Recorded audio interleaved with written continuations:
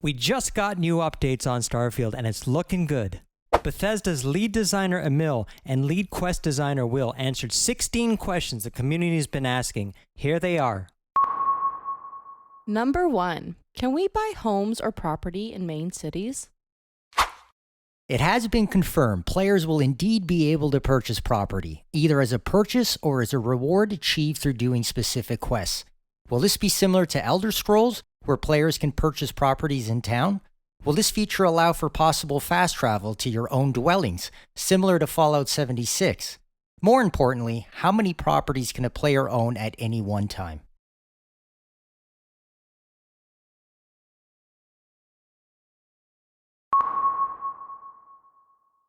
Number 2.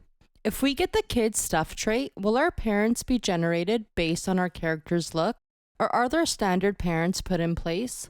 What benefits might there be? Similarly to Fallout 3 and 4, your parents will reflect features based off of your character.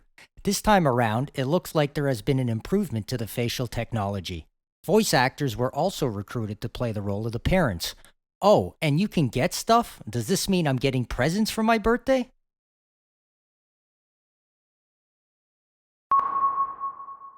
Number 3. For those of us who have never played a BGS game and will be starting with StarField, what information should we know that will make the experience more impactful right from the start? Character customization will include a trait and background system. There is a feature that allows you to specify more about your background. However, if you want to be secretive or mysterious, an anonymous background can be selected. This just adds that extra charm to the immersive universe Bethesda has created for us. It doesn't seem like your character's backstory will affect gameplay as much as it does your very own headcanon, so make up your own lore. This time around, perhaps my Fallout 4 character finally makes it to space.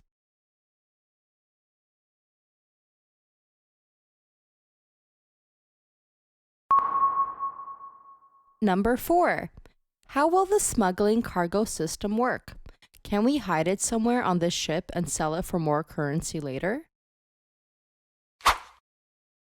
From my understanding, it appears smuggling can be a reliable source of income in the game, especially since it looks like they are giving you the option to upgrade your ship to make you better at smuggling contraband. Harvesting organs? Not my space pirate. But what I find interesting is that the economy is fixed. No inflation to contend with, and NPCs most likely will have a set amount of currency per time interval. For those that enjoy a little extra charisma, similar to the hard bargain perk card in Fallout 76, it looks like you can enjoy some good old vendor haggling.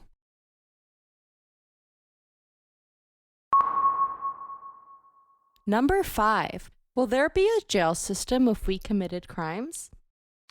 We are getting a jail system just like in Skyrim. Remember the iconic cutscene where you select the option of whether you want to pay a fine? If you can't afford it, go to jail, or simply resist and try to escape. Yeah, please, let's do away with the dialogue system this time around.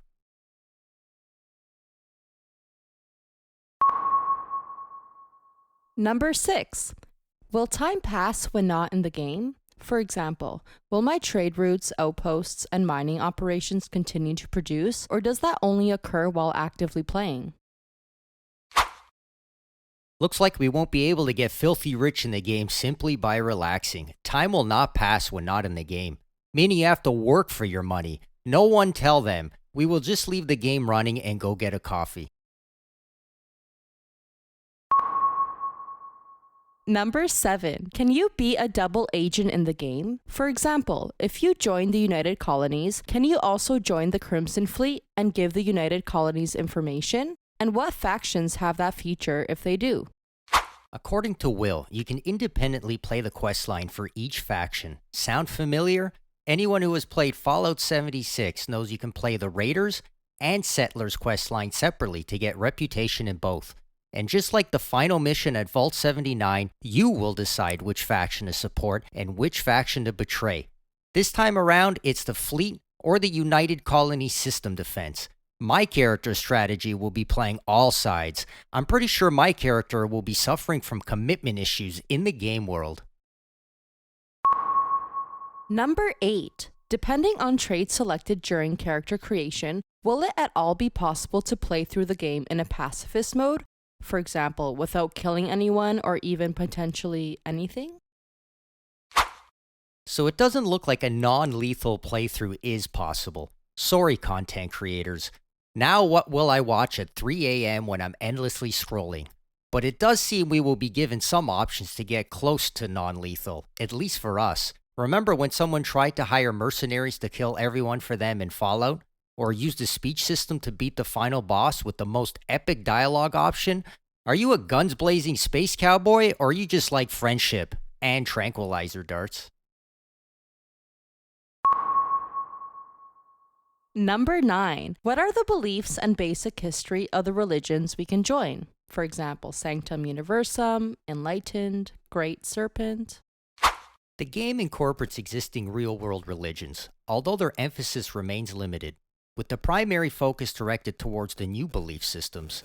Zealots of House Varun predominantly constitute adversaries, subscribing to the belief of a great serpent encompassing the universe. To me, this sounds comparable to stories of the ancient Greek gods ascending from the skies. A serpent that spoke to a space traveler during a gravity jump. Anyone getting Mothman vibes here? The Enlightened is an organized faction of atheists.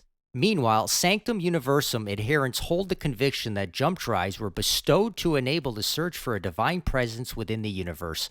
This gives me the impression of an agnostic belief, suspending one's belief until proven otherwise. Number 10. How many companions total will we be able to recruit? I am happy to announce we are getting companions back. Over 20 named characters that can join your crew and follow you around. And maybe shoot stuff?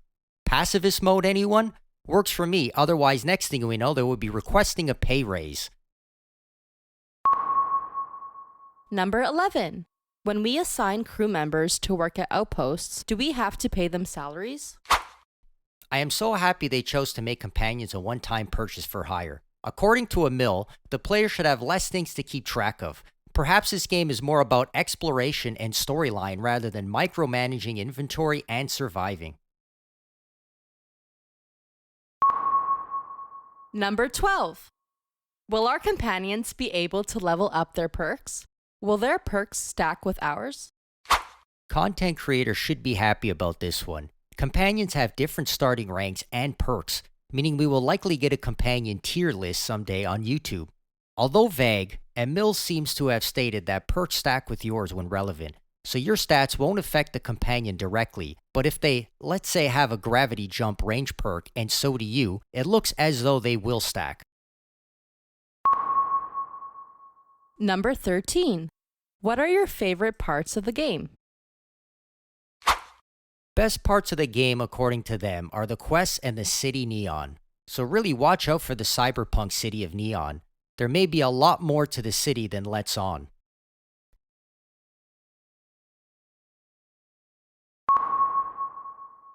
Number 14. What books or movies had a big influence on some of the quests? I love the answer from Emil. He says, you realize outer space is two things: a source of mystery and wonder, sometimes terror, and a giant blank page on which you can write any story. Space-loving fans, the list of fiction is top-notch, and I can't wait to see the Star Wars inspiration in this game.